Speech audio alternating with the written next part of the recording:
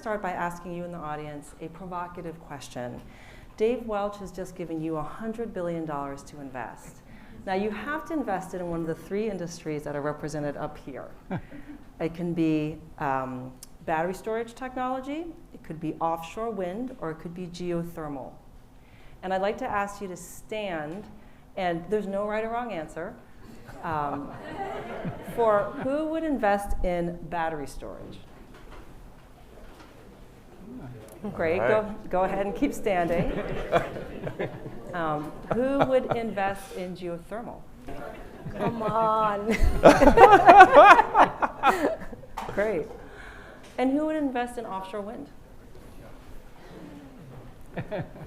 Great, this is great to see. Like, there's enthusiasm for all three sectors. And at the end of the night, I'd like to ask you if you've changed your mind. But let me start by introducing who we have up here. Asim Hussain is the Chief Marketing Officer for QuantumScape, a battery storage company.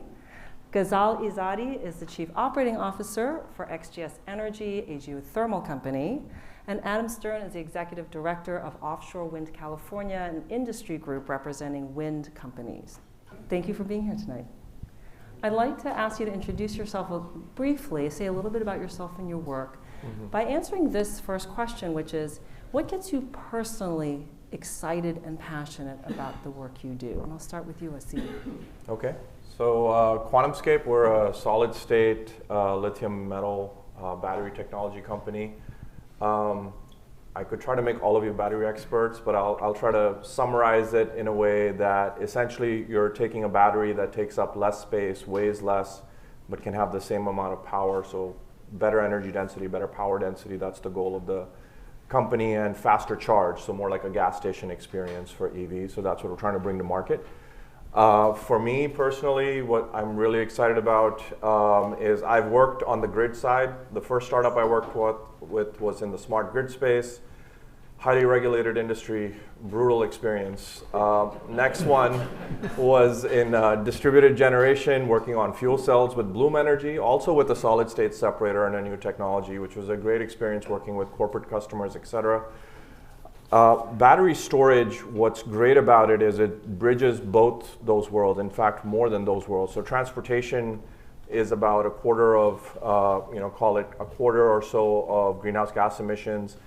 Energy generation, electrification, et cetera, is also another quarter of CO2 emissions. So energy storage, what's awesome working on a new technology, on something that is going to change in terms of a step change compared to where we've been in the last 30 to 40 years, that could impact both those sectors and truly impact emissions at a much larger scale. Great. Ghazal. Thank you. So I am, my background, I'm scientist and engineer. I did my PhD around petroleum engineering, focusing on reservoir. I did my PhD around geothermal back in 2009, and then joined oil and gas, working in that segment, energy segment, for a decade. So from geothermal to oil and gas, fossil fuel, back to geothermal, it's exciting for me. And I was always wondering that geothermal is, I want to remember three things. It's about, it's a base load, it's renewable, it's clean, it's sustainable, but still it's not economically viable. So my question always was why it's not scalable and why it's not a part of the big energy sector. Energy segment in all the sectors. So I moved to oil and gas, and then about 2 years ago, I joined this startup company that we called XGS Energy. So I will walk you through a little bit around the traditional or legacy geothermal challenges, but what we try to do is to make it much more predictable in terms of how we can extract the heat, because the earth has the really powerful energy below our feet, and we can convert this heat to the different application. Power, direct use for heat, or industrial processes for manufacturing, food processing, from your building to the commercials, heating and cooling system. So when we look at the XGS at the time, I realized that, okay, so they are really removing all the risk and the basically larger upfront costs that geothermal life cycle facing. So usually for geothermal, you're looking for three things. You need the right geology, you need heat, and you need also hot water subsurface. So you extract the heat through the water and then convert the heat to power and other application. So at XGS, we are not extracting the water. We are not injecting the water. Through our material science fundamental, we are enhancing the heat transfer subsurface. So by that, we can make it efficient. We can really unlock this potential anywhere, because anywhere below your feet, you can find heat. So it's really, we are looking at from the risk reduction around finding this resource, which is very hard to find. Believe it or not, you are sitting on the top geothermal resources in geysers. If you like the Napa wine, below the Napa Valley and Sonoma, it's the largest hot reservoir, which is around 1,500 megawatt electric for decades for California. A lot of people may not know. So, that is why we really want to relax those type of challenges, that it cannot make the geothermal scalable globally and economically viable among the other renewable resource. Great. Well, Adam Stern, I'm going to repeat the question, which is, why are you personally excited about working in this field? I'm excited because I think offshore wind is one of the most promising opportunities to help decarbonize the electricity grid in our state and our nation, and for that matter, the world.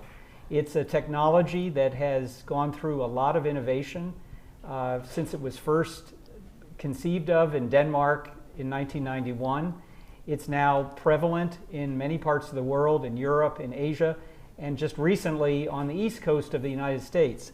What's exciting about California is because of the very deep waters that drop off our coast, we have the opportunity to be a global leader in the development of what's called floating offshore wind. These are platforms that really build on technology from the oil and gas industry that are strong enough and stable enough to support big towers and spinning turbines, thus bringing clean energy into our grid. And California right now is on the cusp of some major decisions, policy commitments that it's making, and investments that will set the stage for offshore wind to be potentially as much as 15 to 20% of our electricity supply by the year 2045. That sounds like a long way away, but as my colleagues here I'm sure know, any energy planning takes a long time, and offshore wind is now building the policy support, the support from labor, from environmental groups, and from the industry that I represent, setting the stage for what I think is going to be one of the most exciting and promising developments, not just for the clean energy, but also for the way it's going to help accelerate the retirement of natural gas plants that currently are often situated in communities that have disproportionately been affected by environmental harm, and also create a whole new industry with thousands of jobs, good paying jobs that can support families for California. So there's a lot to like about offshore wind, and I look forward in this evening to sharing more about it. Ghazal, you mentioned something that's surprising about geothermal, which is that there's geysers in Napa, in wine country. What's one thing that people might be surprised to hear about offshore wind, Adam? That a single turn of a turbine is enough to power a house for a day. So you think about that. And I was just in Scotland 2 weeks ago on a tour of what is the largest grid-connected offshore wind farm in the world. And 5 turbines there are powering 35,000 homes right now. So there's enormous potential in this. Asim, what about battery storage? What's one thing that would surprise people to hear about batteries or your industry or what you're working on? So I think a lot of times I get the question of why do we need more innovation on energy storage? And I think one of the things that people would be surprised about is lithium ion, as it was conceived by the folks who won the Nobel Prize for inventing it, is pretty much very, very much the same architecture as it was 30 years ago. So it's very much similar to what it was originally, and also we're still, with all of the focus and everything, we're still only at about 10% penetration of EVs. So there's a long way to go. A long way to go. Well, I want to talk a little bit about what we call in film and television production the golden triangle. So the idea is 3 points of the triangle are fast, cheap, and good. And you can only have 2 out of 3, fast, cheap, or good. So that's film and television, special effects. Think about that. In the renewable energy space, I see a similar tension between speed, scale, and price. So I'd like to start by talking about speed. The Biden administration has set out a goal for 100% carbon pollution-free power sector by 2035, and California has its own goal for 100% clean energy by 2045. So how can you get to market quickly, and how can you go faster? And I'd like to start with you, Ghazal. So we are a startup company, Series A, but we are fasting very quickly. So this past year, we have done a lot of work. The use and proceed of the funding was to really build a right digital platform to really simulate, a numerical simulation to predict. We built a one-of-the-kind laboratory demonstration at the surface, at the meter scale, that we can control the temperature to 400 Celsius, which the temperature that we hit downhole.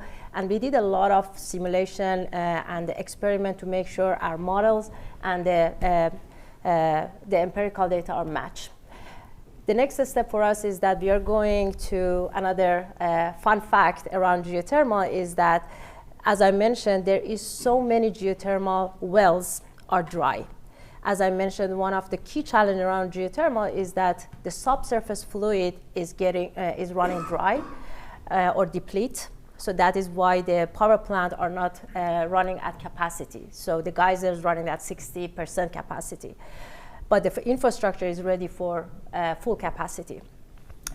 So right now we are going to these wells that they are not producing, but the capex is there because this well already drilled in the geothermal operating field. So we are going to deploy the technology to repower these wells, and we leverage this well and then connect it to the existing infrastructure. So this is our first step for us to go full-scale deployment subsurface. It's close to the commercial. So and then after that, we would like to have a 2 expansion for our. First, to go to the new market, which means both brownfield or repowering and greenfield that we are developing in the area is not a known geothermal, but the heat is there. We want to tackle in some of the market segments, as I mentioned, because of the very limited land use of the geothermal compared to another renewable resources. We can provide the power for other applications, like data centers, like green hydrogen production for ammonia and fertilizer. We can use it for direct air capture. We can use it for desalination. So I think the next is to bringing the green power on the grid as well as feeding into the application. So faster means new market, new strategy, and also talent. So we need to build the world-class A-player talent, especially in the size of our company. The human capital is the biggest asset. And are you willing to throw out there some dates for this, for when you might hit some of these milestones? So we are going to get to our prototype pre-commercial by end of this year. So our operation will be online in Q3. At least the procurement is started. We don't have any way to go back. And then we are also securing some site control and lease by 26. So we are going to build some mini project, less than 10 megawatt power plant, because one of our recent investors is Constellation Energy, which is one of the biggest clean power producer in North America. So I think that is an off-taker for our project. Short term. All right, so it's coming up. Asim, how can you get to market quickly? What are you doing to go faster, to get us to our solution sooner? Yeah, so there's a saying that sometimes you have to go slow in order to go fast. So from our perspective, the company was in very much an R&D phase for the first 10 or so years of its life. And the reason I say we go slow to go fast is we have to have the right building block, right? With any new technology, especially a material science-based technology, the way we came to what that separator material is in our battery, that sort of the solid state, the secret sauce, so to speak, was over 2 million experiments over the course of 5 years in rapid succession to find the material set to do it. So from our standpoint, getting to the right material set and the right building block for the battery was key before you can scale up manufacturing. So now we're at the stage where we've done what's called an A sample with our OEM partners, so the automakers. So Volkswagen, publicly announced the successful results of our A sample, for example, earlier this year, where they ran it to 1,000 cycles, which means that they basically drove the equivalent of 500,000 kilometers with less than a 5% degradation in the battery. So if we could all have that in our phones, that'd be pretty amazing. We could keep them forever, but not just yet. So we go from that A to B, which is the phase we're in now. So over the next couple of years, we're scaling manufacturing. We're building out right here in San Jose, because not only do we have to innovate on the material, we have to innovate on the manufacturing process itself for the ceramic that we have to make that's new to the battery world. And as we do that, that'll then allow us to make essentially enough samples that we're getting into test cars and vehicle series and commercialization into the second half of the decade. All right. So you put some dates on that too. Mm-hmm. Second half of the decade is 2025? Yep. All right. Yep. Adam, what about timelines for offshore wind? Thanks, Monica. So just a couple of years ago, a law was passed in the California legislature called Assembly Bill 525, and it directs the state to come up with a strategic plan. One key interim step was to set planning goals, planning targets, and the state followed through with that just a little over a year ago, setting targets for between 2 and 5 gigawatts of offshore wind by 2030 and 25 gigawatts by 2045. So that's the timeline. Now, what makes this suddenly very real is just a year ago, the federal government, which has jurisdiction of the waters 3 miles to 200 miles offshore, issued by auction 5 leases to companies that bid on them, 3 off Morro Bay on the Central Coast and 2 off Humboldt Bay in the far north of California. So these companies invested roughly $150 million each for 33-year leases to be able to go through a lengthy permitting process, which I'll talk about in a second, that will enable them eventually, if they get approved, to build these projects. So 2030 is the near-term goal. 2045 is when we get up to scale. So you think by 2030 we'll be seeing some power and then you'll scale it up. Correct. Which brings me to my next question. Let's talk about scale. At our last event here in January, the chair of the California Energy Commission, David Hochschild, said, alternative is the wrong word to describe renewable energy in California. It's no longer the alternative, it's the main way in which we get our power. So with such an appetite for renewable energy in California, how big can you go? We'll start with Adam. I've seen studies that there is as much as 200 gigawatts of potential off the California coast, which is currently 4 times as much electricity as we have now. There's been talk that offshore wind could be used not just for generating electricity, but for producing hydrogen, which has a lot of uses in industrial applications. It's an enormous opportunity, and the floating side of it is what makes it so unique for California. If we do this right, not only can we provide a lot of clean electricity for our state, but we can be a hub for other countries that are pursuing floating offshore wind. That's pretty exciting. Jump to you, Asim. So when we think about scale, we still have to build gigafactories to get there, right? Hard tech is hard because there's a lot of capital that goes into it. As we look at the next 5 to 10 years, getting to that number of that 20 gigawatt hour plus, which is where the scale comes into the battery technology, that's sort of the goal as we push into the end of this decade. And then going into the next decade, you should be able to capture significant market share because essentially, as I said earlier, if you are 10% EV penetration in the world today, which is the biggest market for batteries by far, you should be able to capture a significant share in the next 10 to 20 years. So you have a pretty wide open field. You could go pretty big. You've got another 90% to go. Exactly. I can't give specific forward-looking statements as a public company, but you know, it is a large scale, and it's not just in EVs, right? If you have the right battery technology, it should filter eventually to stationary storage and other more advanced applications, as well as consumer electronics. The goal is far broader than just EVs, but it's the starting point because it's the most impactful right now. Great. Ghazal.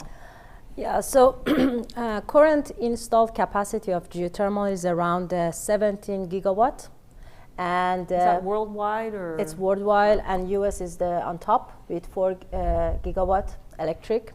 After that, Indonesia, Philippines, Turkey, and Italy, and some other countries.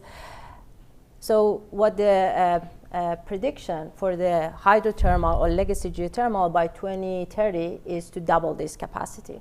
But if you look at the potential energy of the earth that we can convert it to the power or heat, it's in the terawatt.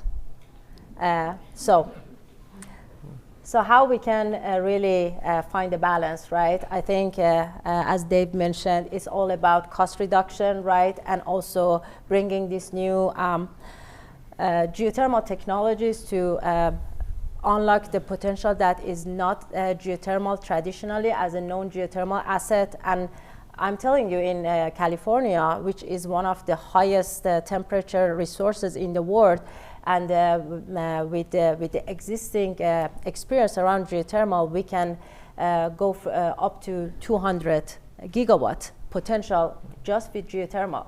And then I think the other thing around geothermal, as I mentioned, it's a really low land use. So with 50 megawatt, which you can power about 1.67 million households for a year, you just need 5 acres. Wow. I just want to show you what is the power of geothermal. So it's sustainable, it's 24/7, but on the other side, it can be dispatchable. It means when the price of the electricity is changing with wind and solar and batteries, you can adjust and optimize that, how to use the base load or dispatchable through geothermal. So it's a really different world from 2 years ago for geothermal. Do you want to say a little bit about why it only takes 5 acres, in case not everyone's familiar with the technology? Yeah, so basically the way that we are looking at, we are looking at the well construction. So we are drilling the well similar to oil and gas. We get to the hot rock, and then we are, through our innovation, which is the material that I mentioned, we are enhancing the heat transfer in the rock. So this material has a thermal conductivity 50 to 60 higher than the rock. So these are acting as a heat exchanger through the material, not mechanical. And then you are circulating the same amount of the water in the closed loop system. So it's a fully closed. The water is not touching the rock. So it's not only reduce the water usage, but also reduce the risk, life cycle risk. Usually geothermal has a lot of challenge maintenance at the power plant and at the well around corrosion, scaling. So we are really removing those challenges. So we are thinking at this next few years, we are going to produce between 1 to 3 megawatt electric per single well. So 150 megawatt, it requires a handful of wells. And the wellhead can be very, very limited at your parking lot, and then it goes downhole and it will be deviated. And these wells could be between 1 to 3 to 4 kilometers depth. So that is how we are looking in a more higher temperature resource at a shallower depth, which Western US is part of that. Wow. So the next point on the triangle is price. In a recent poll by the Public Policy Institute of California, they found that roughly 2/3 of Californians, 64%, support the law, the California state law, that all of our energy must be renewable by 2045. But a much smaller number of Californians, only 43%, say they're willing to pay more for sustainably sourced energy. So price matters to people quite a bit. My question is, talk a little bit about how much your tech will cost, and what are you doing to help bring the cost down? Who should I start with this time? Okay, Asim, you go. You raise your hand. Don't swing, not hit. Oh, no. No, I could start. I mean, look, we're at an early commercial stage, so like any new technology, usually you start up at a higher cost, and what the price is a different issue as to whether you're willing to lose X amount of money or you're willing to break even at or enter a premium segment of the market, so to speak. So, but what it comes back to is we had a premise at QuantumScape that we had to be competitive with lithium-ion batteries while providing superior performance.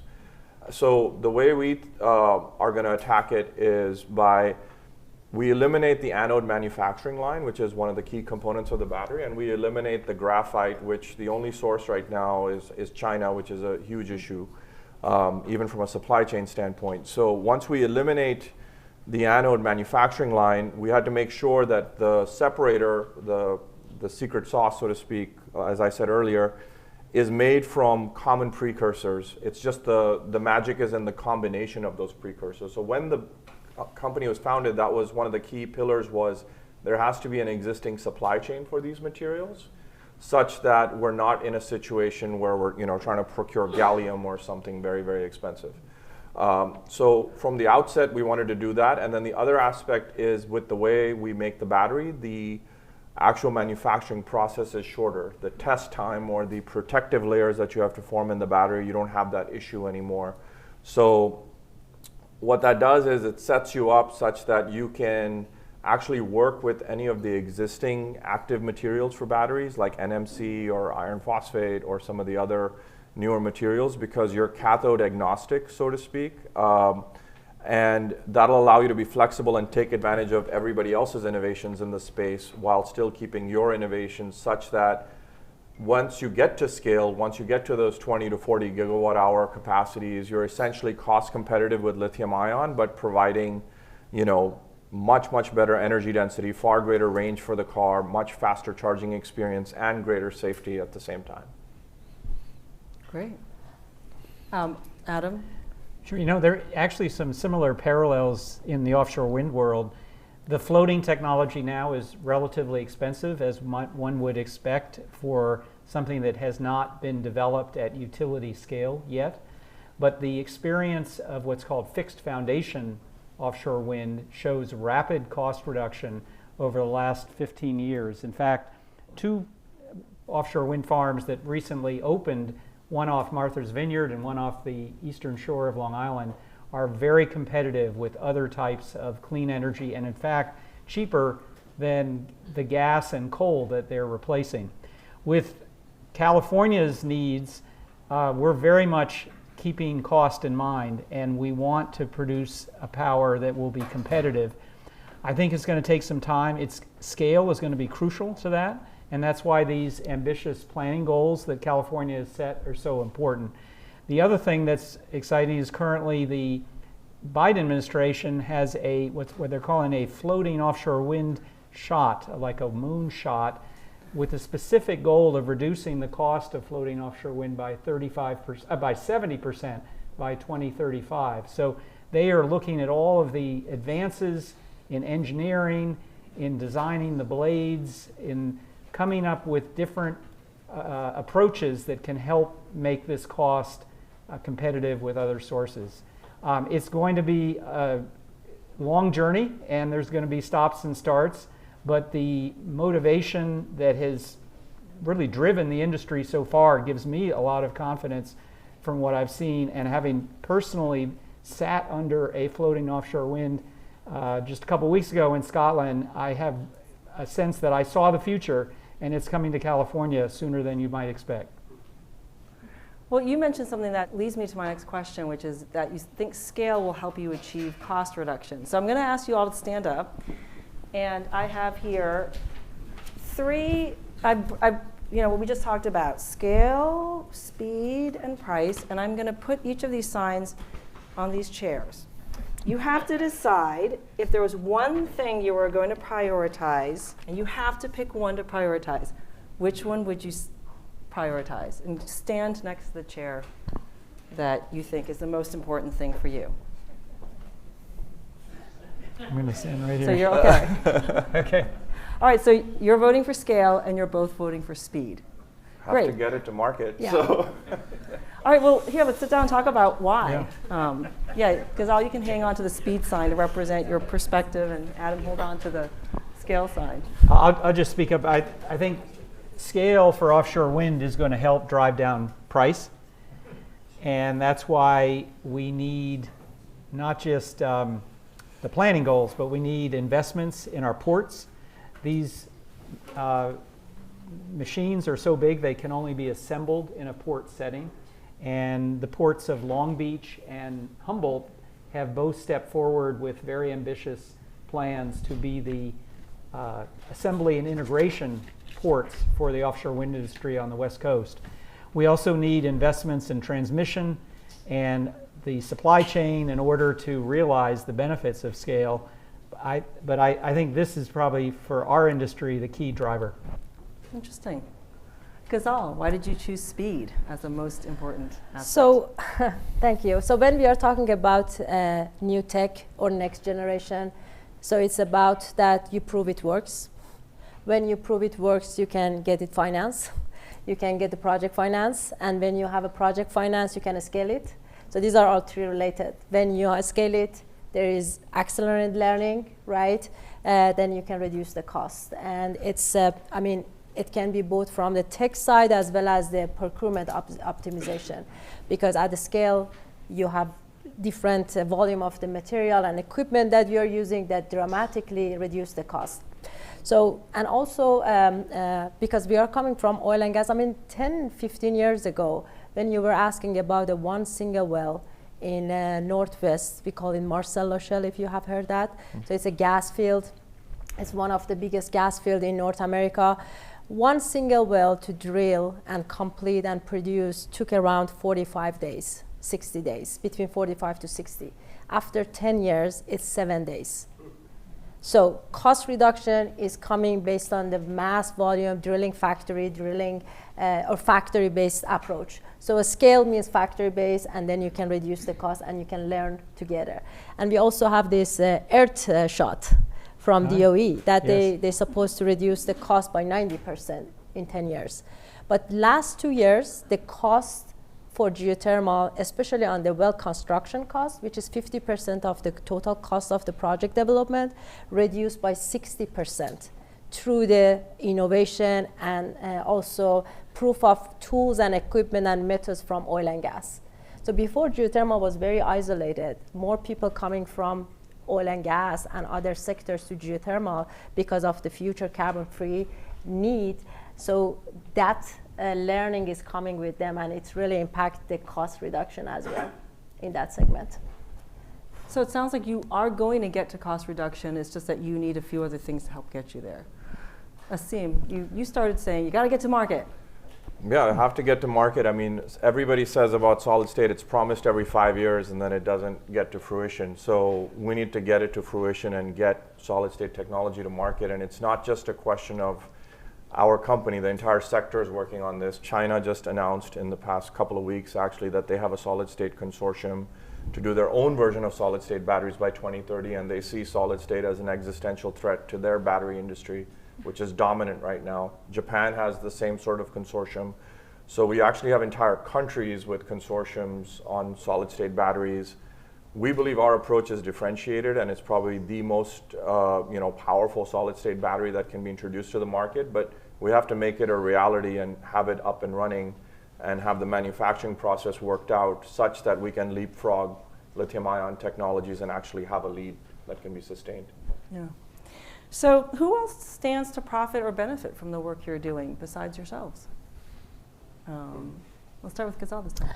Yeah, so as I mentioned, the geothermal can really, the power that you bring from the geothermal system can really work for different segments, right? We talked about data centers. They are very, very expensive in terms of amount of electricity they need. They need electricity for security, for power, for cooling, and with the amount of digital future that we are going, data centers is the biggest users. Water is another component in our world, which is going to be a problem in next few decades, right? So desalination, that we can use the green power to make the desalination power work, and using the water of the sea as a drinking water through the desalination power plant, through the green power with geothermal is another application. And then another sort of like a direct air capture and direct use for building, residential and commercial, for the direct use of the heat. So, so I think if we think about the geothermal and how it can really unlock a lot of base load power or dispatchable, I don't want to talk a lot about base load, which is important, but we see that it's all about the price of electricity and how much cost it takes and how much you make a power plant agreement at different time. So these are the key factors that you need to make a decision how to run your power plant project for the base load or dispatchable load. Yeah, Asim, what? I mean, the obvious players for us that would be working with us is we do have agreements with a number of automotive players, right? And they're all struggling to make their EV businesses, competitive. I think beyond Tesla, we don't really have too many profitable divisions of EVs being sold in the world. So, the OEMs are the most likely, first tier of folks that would benefit. I think the other aspect is, for example, if you have a far better battery technology, you can combine it with geothermal to make it dispatchable. And you could also have secondary uses, right? One of the things, that is really robust about the battery technology we have is that it retains, far greater capacity. It doesn't degrade, as I said earlier. So therefore, you kind of have a second use market and potentially an ecosystem that forms around that. First world problem to have much later, but we've got to get there first. Great. If we succeed in riding the cost reduction curve that I described, electricity ratepayers will be among the key beneficiaries, as well as California workers. When we run our annual conference, we have enormous turnout from the unions who are looking ahead and seeing this as part of their future. And then residents of environmental justice communities who have suffered for far too long under the burden of environmental pollution. And to the extent that we can replace the fossil fuel powered plants with clean energy such as offshore wind and geothermal and take advantage of other elements of battery storage, that will be good for the people who live in those communities. So I wanted to ask what questions you might each have for your fellow panelists. And after you've had a chance to ask those questions, I'm going to ask you about how your three industries can work together. So that's where this is headed. Adam, do you have a question for your fellow panelists? And just so you know, I did warn them I'd ask them this question.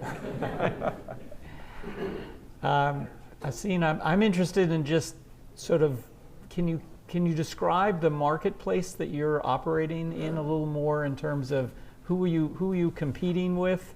I'm sure there's lots of other battery designs that are in the works, and what is it about yours that gives you confidence you'll win out? Sure. So the marketplace right now is really the automotive manufacturing partners, right? Volkswagen is our largest investor as well as one of our announced customers. We have agreements with 5 other OEMs.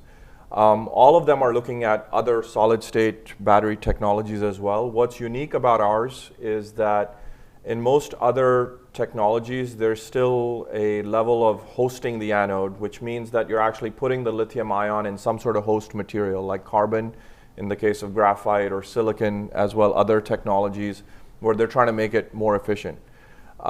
So from our perspective, having that completely as manufactured anode-free technology is a huge differentiator. And the other aspect that's a differentiator is we've published all our results in a very transparent manner with all of the assumptions. There's an announcement of a new battery technology every 2 to 3 days if you're in this space. So we try to be very transparent about what we have achieved and what we haven't achieved in order to get there. Thank you. Ghazal, do you have a question for one of your fellow panelists? I think I have a question because there are certain challenges around regulation. I would like to hear from the fellow panelists. What are the key challenges for you on the regulatory space, and how do you plan to tackle it? Yeah, so that's very relevant to offshore wind. There are several dozen public, state, and federal agencies that have an interest in this issue and have begun to plot out what rules the projects are going to have to meet. And there's one thing that has given me greater hope is there's a fair amount of coordination between the state and federal agencies as they work to design a roadmap for permitting, which we hope will accelerate the path and reduce something that could take 7 to 10 years to something like 3 to 5.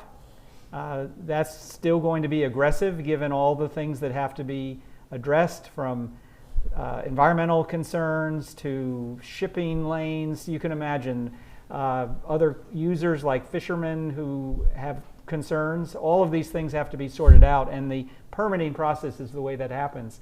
We have very strong laws in our state. I know many of you know about CEQA, the California Environmental Quality Act, and then the Federal National Environmental Policy Act. Those two laws need to be administered in a way that allows some of the research and surveying that's done to happen in parallel rather than in sequence if we're going to be able to meet these milestones that I've laid out earlier. Wow, a lot of permitting, Asim.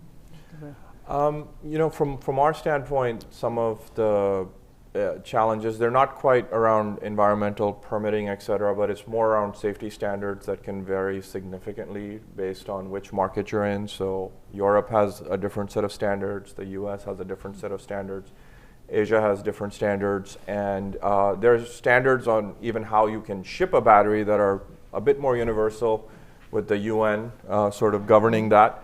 But in terms of the OEM and their safety standards, it's specific to their geography. So luckily, they give us the specs, and we have to consider that as part of the design, and we don't have to deal with it specifically. But that is one of the aspects that you have to look at in every geography. So do you have a question for your fellow panelists? So I lived in the distributed generation world before coming to QuantumScape, and at Bloom Energy, one of the biggest challenges we always had was installation costs. The technology can be amazing, but beyond permitting, what are the most significant ways you can reduce that install cost itself or make it simpler in your approaches? So I think the way that we are looking at the geothermal well per se, so in the traditional or hydrothermal, usually you have injector, which is injecting the water, cold water, and you have a producer well that the water is flowing into the hot rock and then carry the heat and bring it to the production well. So one way we are looking at it, we are looking at one single well for our injector and producer. So we really reduce the material, right, and installation. But then we need to create surface area, because surface area required for the heat transfer process, right? In order the working fluid can extract the heat from the subsurface. So we are reducing a lot of cost and risk around the overall well construction piece, but then we need to bring an innovation to how we can increase the surface area to have the efficient heat transfer long-term and heat exchange between the working fluid and the rock to bring the hot water at the surface. When the hot water is at the surface, you can convert the hot water to electricity or heating application. And I'll say in my industry, standardizing the designs is going to be really important.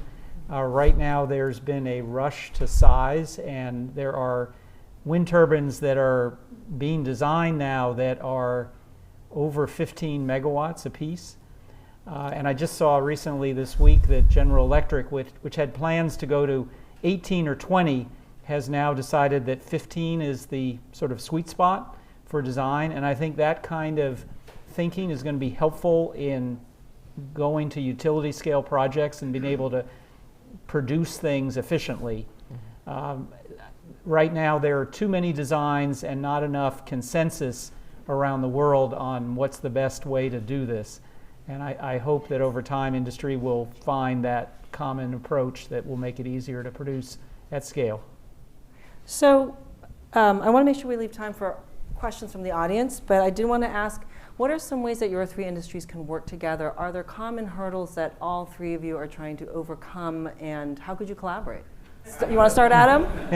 Well, I just say I'm finding this conversation very stimulating, and I would enjoy spending an hour or two with both of you every quarter just to kind of compare notes and learn about your experience and try to support each other, because at times there are obviously setbacks and other things. That's one thing that occurred to me. I think our industries are quite different, which makes this a very valuable conversation. But ultimately, we're all working to the same thing, which is a clean energy future for our children and grandchildren. And these are three different approaches to get there.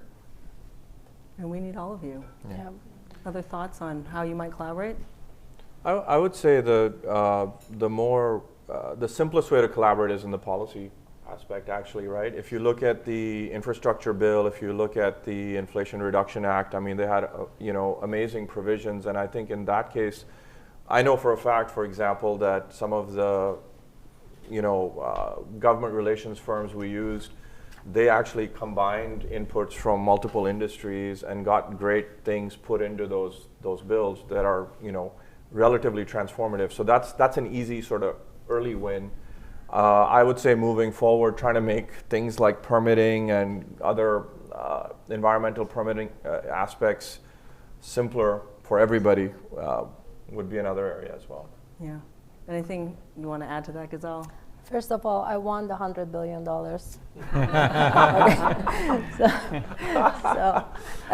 I think I agree on the regulation and permitting. It is a lot of similarity between, especially wind, solar, and geothermal. On the community engagement, that how you make awareness around risk and how you can have a traffic light, right, in terms of when it's red, green, yellow. So red stop, and you need to have plan B. I think those are things. And also on the combination of the energy, right? Because wind, we need all the renewable work together. I need a 100 billion, but we work together. That's great. So I want to go to some questions from the audience, and I think we're going to start with Dave. I think you've got some tough questions teed up, I hope. One of the key things, my learnings in my career, is that to drive cost requires product life cycles, right? I can't reduce cost if my product life cycle is 40 years. I need to have a 2-year, a 5-year product life cycle in order to innovate innovation and to innovate cost structure advances that have gone on in that time frame. How are you guys going to do that? Right? How do you accomplish faster product life cycles? Or is the energy sector stuck with the 40-year plant? I think that is a good point, especially for a geothermal. There is a lot of adoption from oil and gas, and it's a very old school industry. But again, on the other side, the innovation on materials, right? Because typically we are working with a higher temperature, right? And when you look at adopting some of the technology, jet engine has how many degrees centigrade temperature? It's 500 to 700 C. We are talking about 200 to 300 C rock, and when you talk about those type of temperature range to the oil and gas, they freak out, right? But I think the one angle to that we are bringing from adopting technology from other industries, which is very material science, not only on the material that we are working on, but overall in the life cycle of the project, on the casing, on the drill bits, on the drilling fluid, and then also nanotechnology that can really bring the different sustainability of the long term of the project in terms of the chemical material that we are using, and also the mechanical integrity of the which is at a higher temperature and higher pressure subsurface. It's very different compared to the industrial standards. So Dave, I don't know if I answered this, but I think it requires more than one industry to work together, because there is so many other innovation in other industries, but sometimes we go silo and we are not aware about, we don't need to start from scratch. Adam, it sounds like your line of work also includes a lot of different industries collaborating. So what's your product cycle? Yeah, absolutely. And one of the things that I've been impressed with in being on the offshore wind conference circuit is the atmosphere of collaboration across companies. People at this moment see an enormous opportunity and a chance for many boats to rise with a rising tide, and they are working together on solving a host of engineering problems and challenges. And then similarly across countries, to be in the meetings that I was 2 weeks ago in London with the equivalent of the California Energy Commission for the UK, sharing all of their policy advice and knowledge and being very forthcoming with the steps that they've taken that now puts the UK arguably 5 to 10 years ahead of the United States on offshore wind. 40% of the UK's electricity supply comes from offshore wind today. So there's a lot to learn from them, and the environment and atmosphere of sharing and collaborating, I think, is a sign of hope, and that's one of the ways the product cycle, I think, will be expedited. Asim, what's your product cycle look like?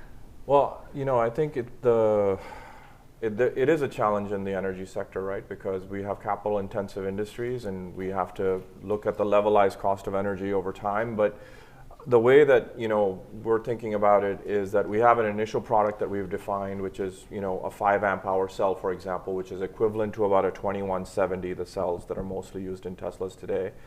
At the same time, we're also looking at some larger format examples. The difference is that instead of getting the multi-year testing and then the multi-year vehicle development life cycle, what you can do is cater to multiple different segments of vehicles so that you can go in parallel to an extent. So that is some degree of flexibility that we would have, and see which format cells make the most sense and where can we keep coming down the cost curve.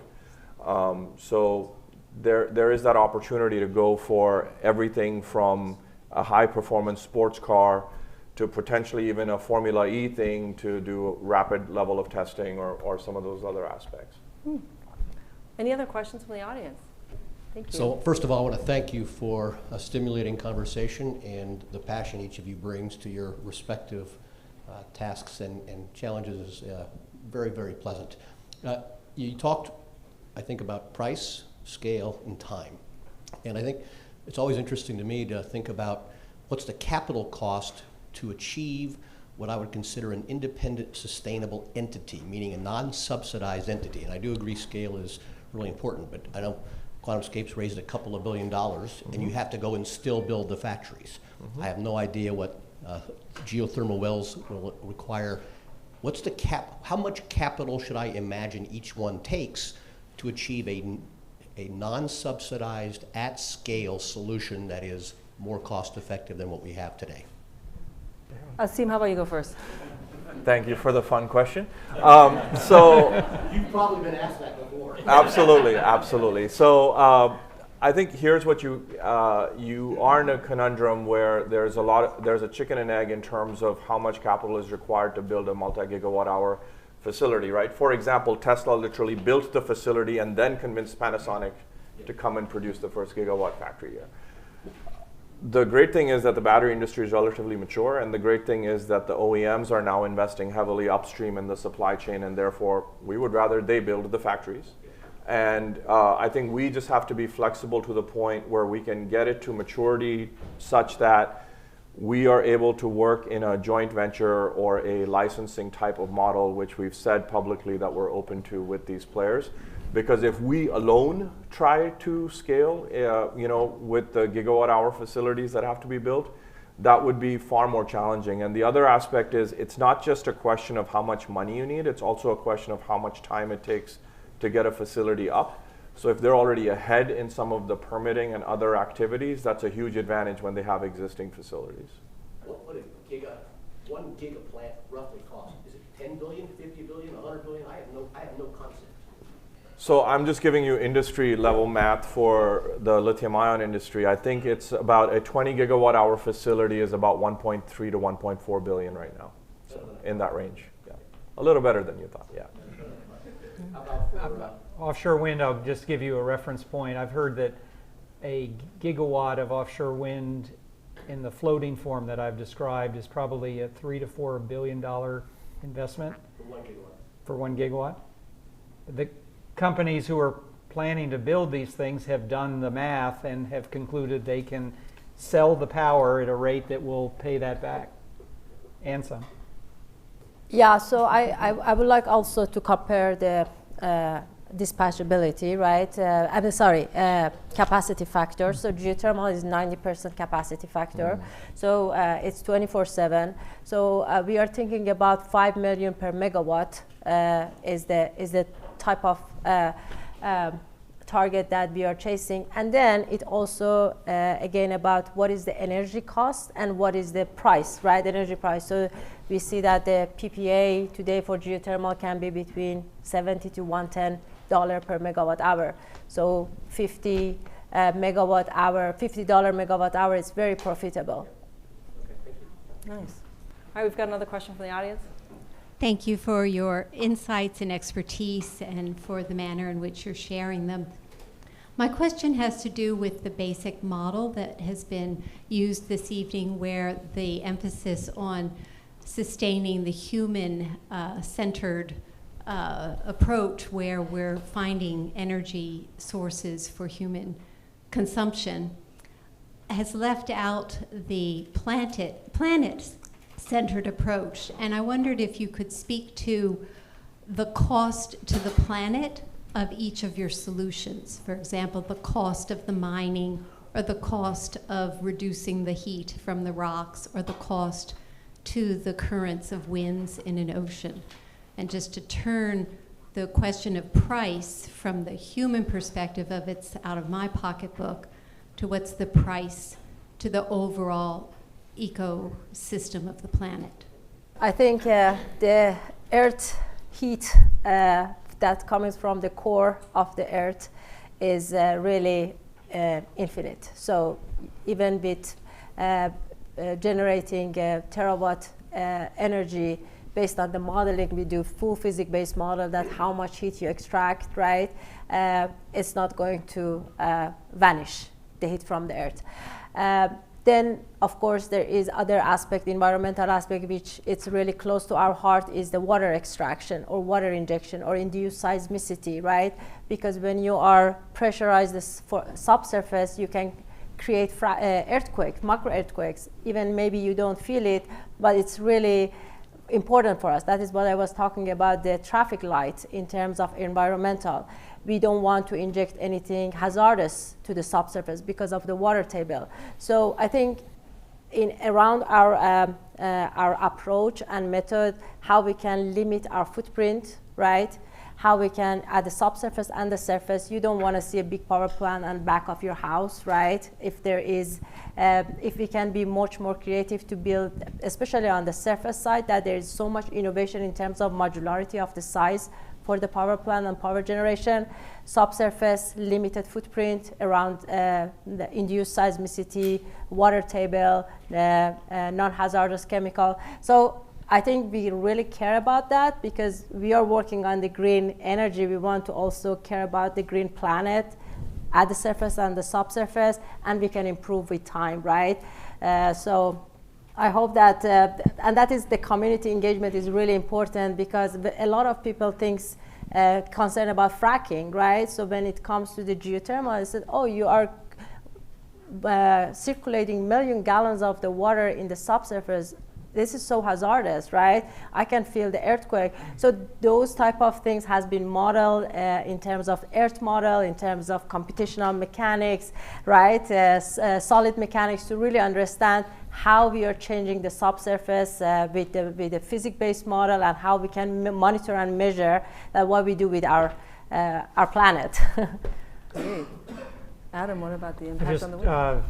Speaks to this issue, which is there are always trade-offs in developing a new energy resource, and anyone who says that some project has no impact is not being honest. But from what I've read in the research and the reviews of the analyses of respected environmental groups, the impacts from offshore wind are modest and appear to be things that can be mitigated by proper design.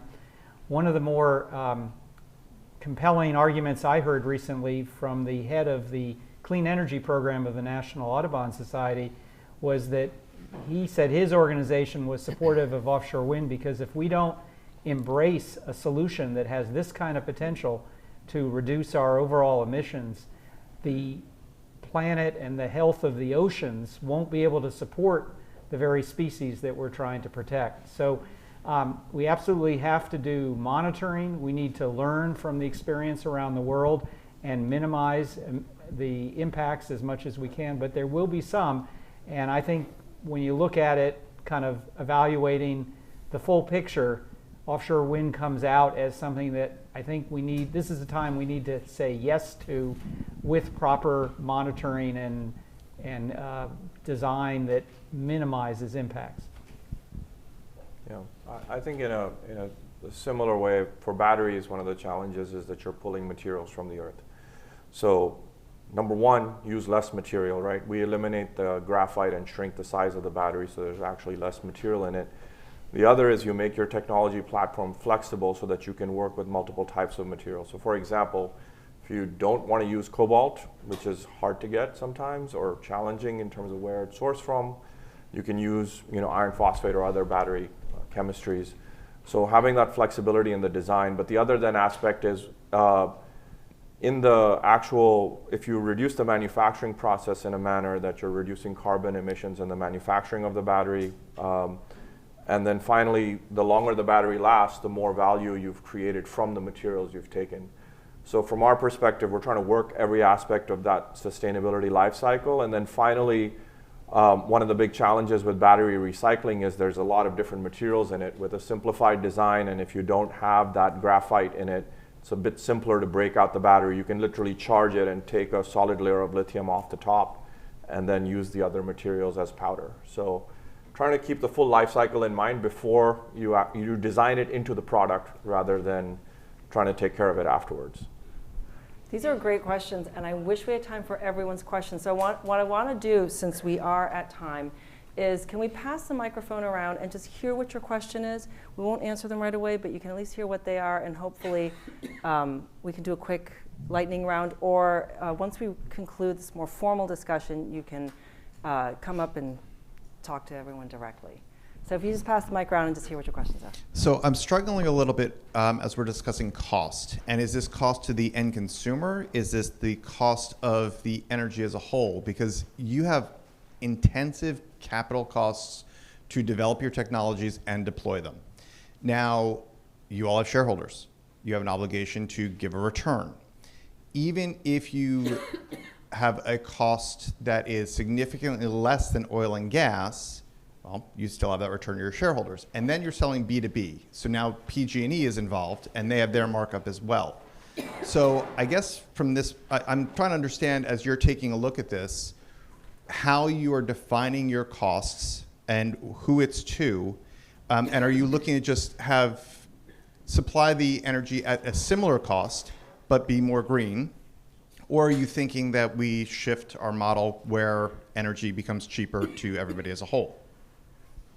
Great question. This question is for Adam, and that is, I know that I'm a big fan of wind, and I know that historic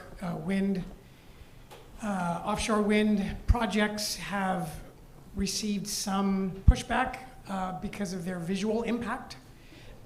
Since you mentioned the floating offshore this evening, which I had not heard of, I'm curious how far offshore those generally float, and have you, is that technology receiving the same kind of pushback because of the visual impact as traditional offshore projects? All right, I bet you can answer that post-session in detail. Any other questions? Yeah. I'm curious what upcoming legislative opportunities there are to accelerate your industry, or upcoming legislative challenges. We've got two more questions at least up front here. This is relating to geothermal. I visited Iceland a few years ago and was amazed by all the geothermal plants there. I worked for a company, and Iceland was trying to attract a major data center there, but it never really gained ground because of all the volcanoes, the ultimate geothermal source. So the question is, are there enough stable places on Earth, and if so, where you can power these mega data centers entirely by geothermal? Another great question. Hopefully you get a chance to talk about it in person. how can artificial intelligence help you? Great. I thought I saw one more back there. Thank you, great discussion. I work in the EV industry, so my question's more for Nasim. A lot of new EV drivers expect charging to be like a gas station experience, like 5 to 10 minutes. But many drivers who've had an EV for a while have all but forgotten charging and range anxiety. They just plug it at home or at work or really wherever they park. So my question is more philosophically, like, do you think we should be chasing the gas station replacement or just plug in wherever our car is parked overnight? Great idea. Is there already a big thrust to try to solve some of the engineering problems with modeling with artificial intelligence? Hi, I'm Ellen. I served at the Department of Energy. We funded all of your technologies. Oh, well. I'm curious how you're going to handle the U.S. content requirements that everybody is trying to grab, because I'm seeing that it's nearly impossible to manufacture at scale and compete with overseas materials. Great. I'm so sorry to speed this to a close. This has been a wonderful discussion. Asim Hussain, Ghazal Izadi, Adam Stern, thank you so much. Big round of applause for them. Thank you.